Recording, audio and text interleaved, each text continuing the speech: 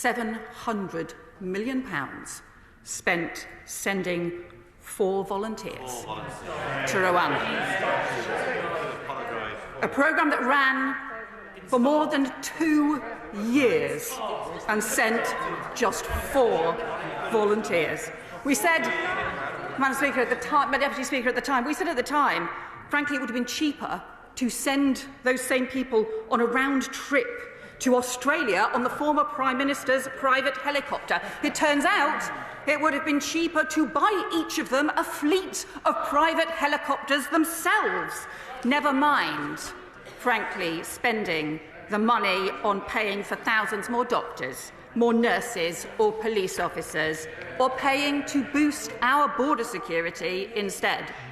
Under the last government, asylum decision-making collapsed, a 70% drop in monthly decision-making in the run-up to the election, an 80% drop in asylum interviews. The entire asylum system crashed by their chaotic legislation, driving the backlog up at huge cost to the taxpayer.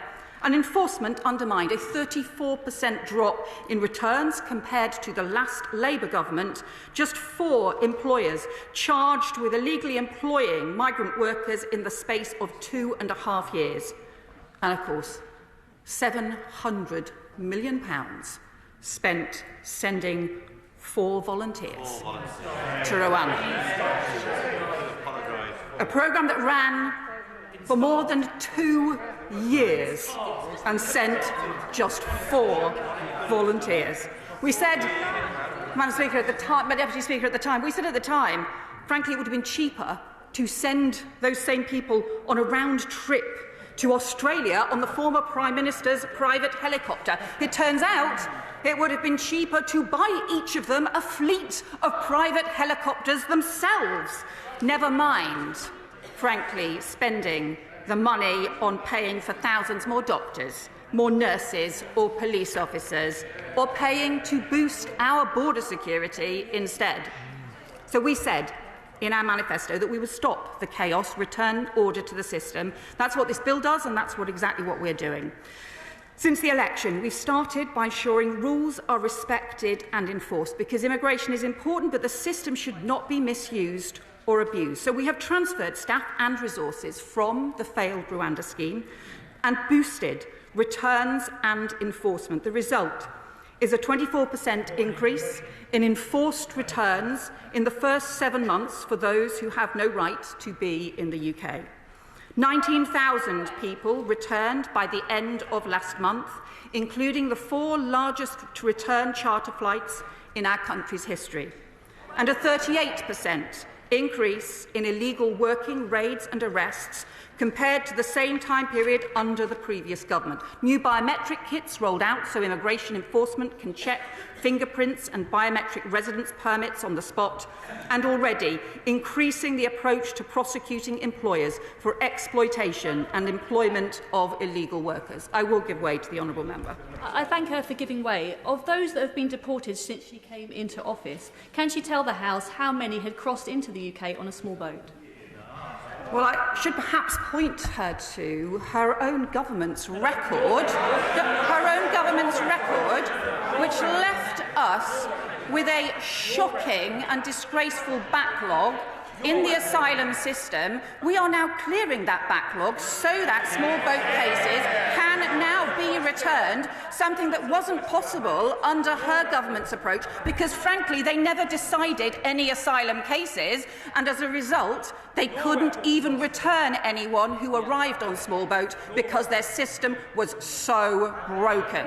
So not only is this government actually introducing the stronger powers to prevent small boats arriving in the first place, something that, shockingly, the party opposite seems to want to vote against this evening, shockingly, but we're also clearing the backlog so that we can return people and so that we can substantially increase returns compared to the total failure under the previous government. Madam Deputy Speaker, we've established our new Border Security Command to draw together the work of the Border Force, the National Crime Agency, the Police, Immigration Enforcement, the Foreign Office, the Intelligence and Security Agencies to strengthen our borders. backed by 150 million of funding for new technology and hundreds of specialist investigators, leading already to major joint operations with Belgium, France, Germany, Bulgaria and Iraq, taking out smuggler gang leaders and supply chains, because the criminals operate across borders, and so must we. And since the election, we have signed new agreements with Germany, Iraq, Italy, the Calais Group and G7, and we're drawing up new closer arrangements with France. And in parallel with our new UK Border Security Command, the French Interior Minister has announced increased enforcement along the coast and a new Criminal Intelligence and Investigations Unit to drive new action against organised immigration crime. But we need to go much further. And it's worth understanding how extensive and how vile this criminal industry really is, because it operates from the money markets of Kabul to the hills of Kurdistan, right across Europe, through the Western Balkans, across the Mediterranean, false advertising on social media, Hawala networks to channel the cash, huge supply chains of flimsy boats, weak engines, fake life jackets that wouldn't keep anyone afloat, shipping routes through Bulgaria, through Italy, through Spain, warehouses of boats in Germany, organised logistics networks through Belgium and northern France, and gangs that have become increasingly violent in their determination to make as much money as possible, crowding more and more people into flimsy boats, with women and children put in the middle, so that if the boats fold or sink, they are the first to be crushed or to be drowned. And they provide the fuel in flimsy containers which leak, so when they mix with the salt water, they inflict the most horrific burns. And the gang's latest tactic is to make people wait in freezing cold water, even in January, until a boat arrives from further along the shore to pick them up. The International Organization for Migration estimates that at least 78 people died while attempting to cross the Channel in 2024. Families left devastated by the loss of loved ones, victims of a diabolical trade, the most disgraceful and immoral trade in people.